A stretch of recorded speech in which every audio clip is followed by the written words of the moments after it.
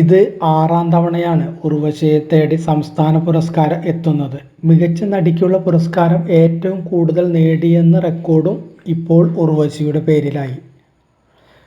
തനിക്ക് പകരം വെക്കാൻ മലയാള സിനിമയിൽ മറ്റൊരാൾ ഇല്ലെന്ന് വീണ്ടും തെളിയിക്കുകയാണ് ഉർവശി എന്ന നടി.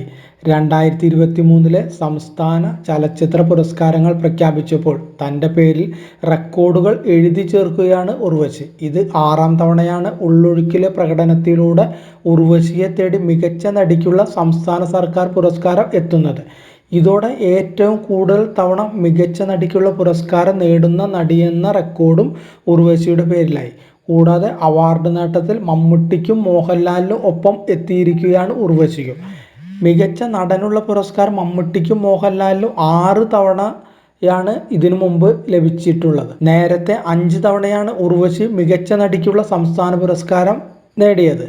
1989 മഴവിൽക്കാവടി, വർത്തമാനകാലം എന്നീ സിനിമകളിൽ പ്രകടനത്തിലൂടെ മികച്ച നടിക്കുള്ള പുരസ്കാരം നേടിയപ്പോൾ 1990 തലയണ മന്ത്രത്തിലെ കാഞ്ചനയിലൂടെയും ഭരതം, മുഖചിത്രം, കാക്കത്തൊള്ളായിരം എന്നീ സിനിമകളിലൂടെ 1991 ഉർവശി പുരസ്കാരം നിലനിർത്തി.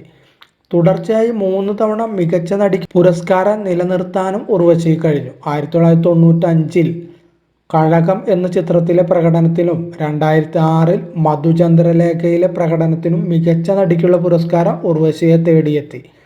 കാലത്തിൻ്റെയും സിനിമയുടെ പെട്ടെന്നുള്ള മാറ്റങ്ങൾ അതേ വേഗത്തിൽ ഉൾക്കൊള്ളാൻ കഴിയുമെന്നതാണ് ഓരോ സിനിമകളിലും ഉർവശിയുടെ പ്രകടനം.